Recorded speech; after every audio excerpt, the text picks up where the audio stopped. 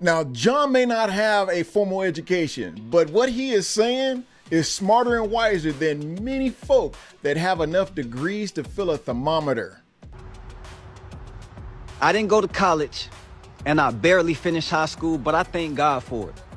While the world was learning theories, I was learning through experience. Science explains how things work, but I know who's behind the system.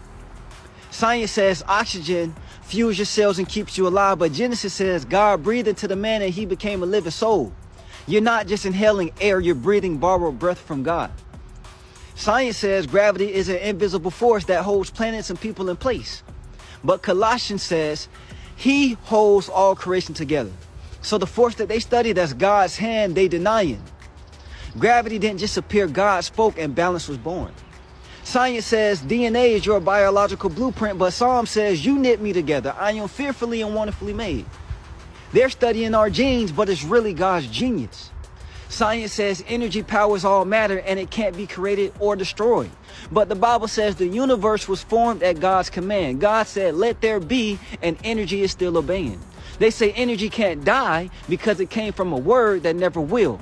Science says consciousness is awareness of self, but the Bible says be transformed by the renewing of your mind. Your mind ain't just a brain, it's a battleground for truth. Listen, I don't need a lab coat to believe. I don't need a PhD to perceive. Science gave it a name, but God gave it existence.